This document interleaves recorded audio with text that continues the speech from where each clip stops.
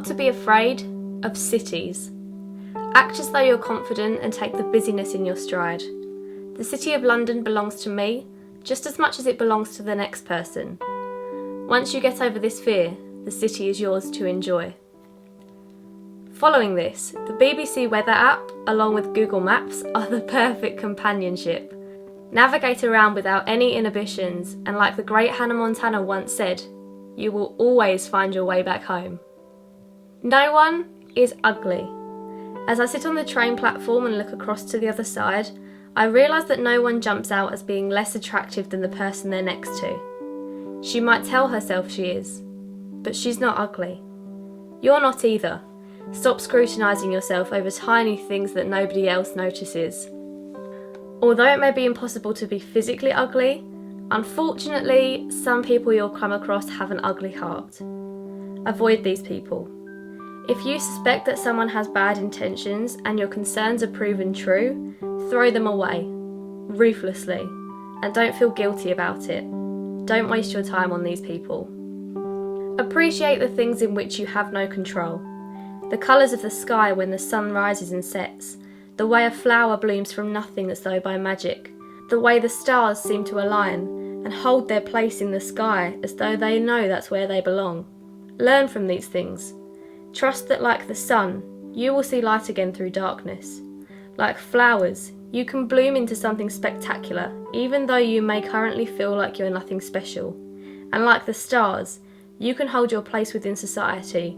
You can stand your ground, and you can be noticed. I am so insignificant.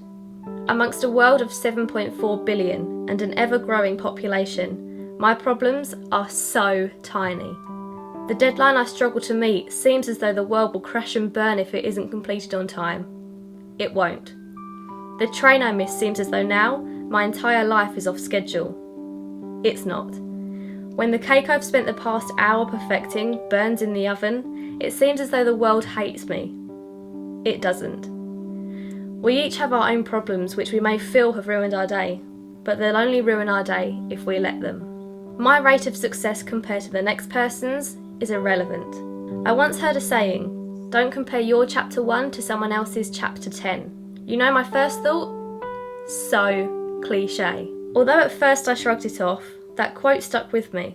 It pestered me at the back of my mind, and the more I think of it, the more I realise that although it may sound cheesy, it's true. Which leads me on to my next point. The true secrets of life are disguised by the word cliche. Actions speak louder than words, they say.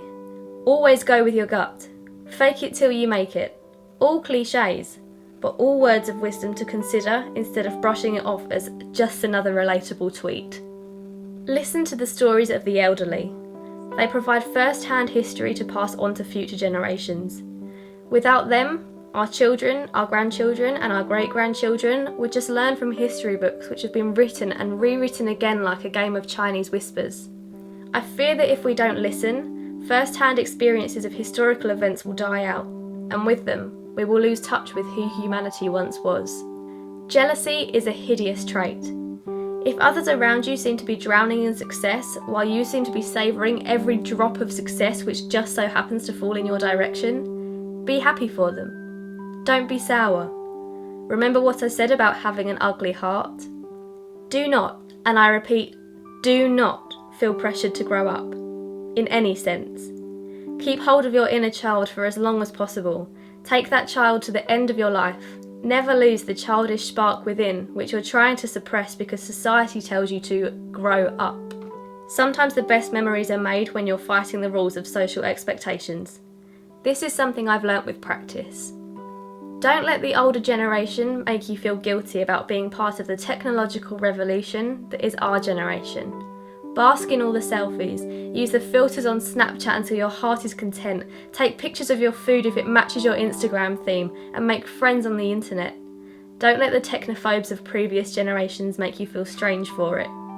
The best time to write these sorts of things are at precisely 1:26 a.m. Let yourself stay up late sometimes, even if you know you shouldn't and you already hate yourself for being tired the next day. Open up your notes app and write down your late night thoughts.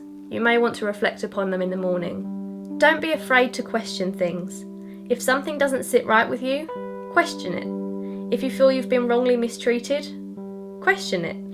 If someone doesn't see themselves, question them. Don't be invasive, but one of the most important lessons I've learned is that saying something is always better than saying nothing. Show sympathy.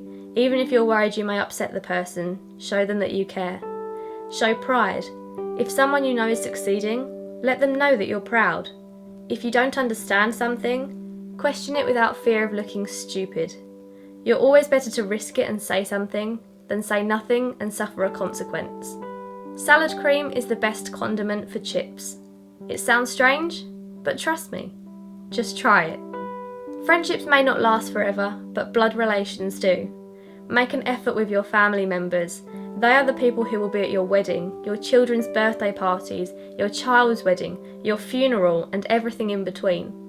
Let them know that you care for them while you still have the chance to. I shouldn't be ashamed of being a wise head on young shoulders. It doesn't mean I'm boring. It doesn't mean I'm always the mature one, the responsible one, the one who has to look after everybody else. I'm allowed to have fun too. I should be proud that I've worked as hard as I have and have only ever been my own boss. I shouldn't let anyone tell me I'm less worthy because I've never worked in retail or I've never waited tables. I should never let anyone make me feel bad about reaching a point where I'm content with my career at such an early age. I should be proud of being a wise head on young shoulders. I am proud of being a wise head on young shoulders. You don't always need a fancy conclusion. You don't have to wrap everything up in a nice little package with a pretty bow. Sometimes, the end is better left unsaid. If you feel you've said what you want to say, you don't need to repeat yourself for the sake of it feeling like a full circle. Which is why this is my last point. Learning never ends, and the list of things I've learnt so far is far longer than just 18 points. So sorry if I haven't left you with a nice little end message to reflect upon, but I hope you remember the beginning and the middle of this video equally as much as you remember my unsatisfying ending. So this is where it finishes, with no conclusion and not an inch of guilt about it. But just remember, try salad cream with chips.